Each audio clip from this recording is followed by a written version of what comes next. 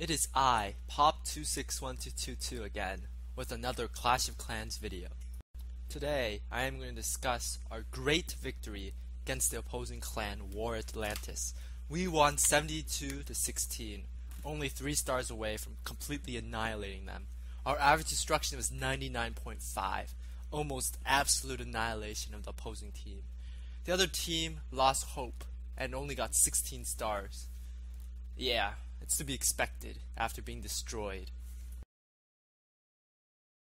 In today's display of destruction is Lord Jacob's Balloonian, Lava-Loonian attack on the opposing team.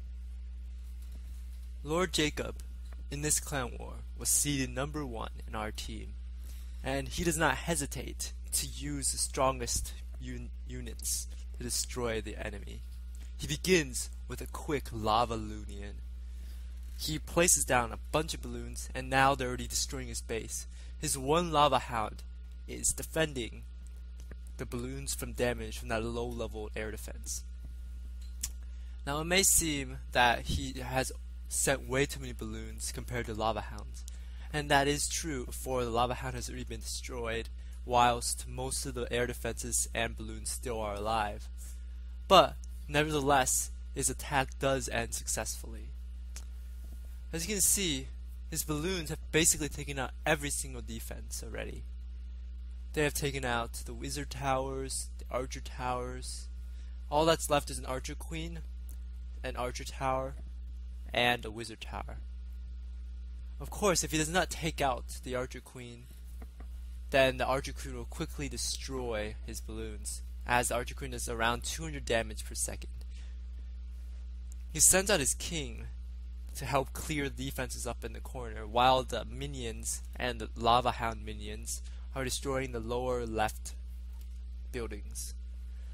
So, the Barbarian King has already killed the Archer Queen, though is very low on health after tanking the Archer Tower and Archer Queen and Wizard Tower. Thus, I believe that the Barbarian King has gone down. Now the Archer Queen's 1v1ing the Arching Tower, but the Archer Queen has enough health and does enough damage to take it out. Now all that's left is a Wizard Tower, and Lord Jacob's victory is basically guaranteed. Wizard Towers don't do much damage to single units or heroes such as Queen. It will wipe out hordes of minions, but to a single Archer Queen it'll do minimal damage, and thus the Archer Queen should be able to take out the space and ensure a 3-star victory for Lord Jacob. And thus he succeeds. Up next on the list of destruction is the attack by Abnu123. He begins with a quick 10 dragon swarm. And since there are no clan castle troops to distract him, this is a safe bet. His dragons storm a Town Hall 9 with an X-bow pointed up. Abnu himself has only Town Hall 8.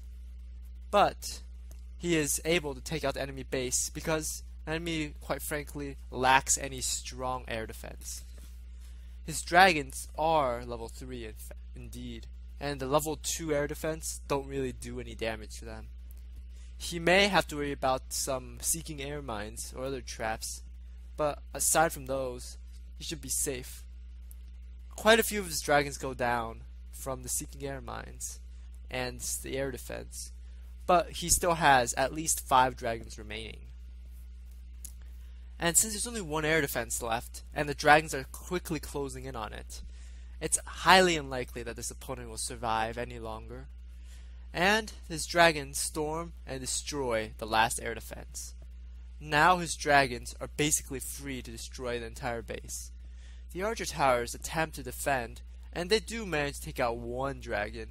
However, there are still 4 remaining. And 4 dragons is just too many for just 1 archer tower to take out.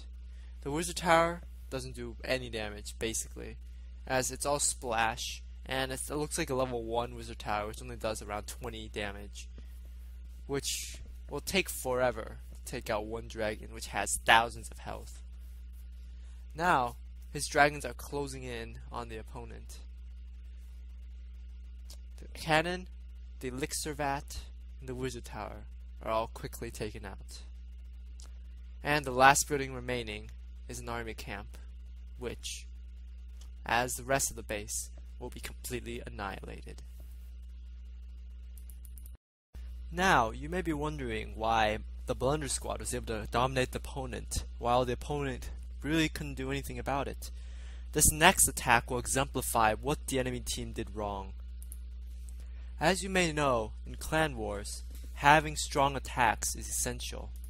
However, the opposing team lacked really strong attacks. Their attacks were basically poorly executed, with poor army comp, poor spells, and poor usage of troops. In this attack, this guy tries luring out the clan castle troops, and he somewhat succeeds in doing so. He is able to lure out the archers and the one wizard. He drops lightning spell, as you should, to take out most of the clan castle troops. He, however, failed to damage buildings along with the CC troops. And he also may have deployed his wizards slightly too early, though he was lucky and his wizards did take out the clan castle wizard. Now, next mistake he made was to deploy the giants before the walls were broken. Thus the giants split into two branches and wasted precious time and health on the giants. Not only that, but he's already spread his clan's troops far too far, and he is not able to completely group them together and lead for a concentrated attack in the middle. Instead, they're spread throughout the outside and inside, thus making the penetrating power of this attack much lower. Upon this, his troops are all completely destroyed. So the key weaknesses were weak army comp, low level troops, and also poor execution. Without these, you'll fail, just like the opposing team did.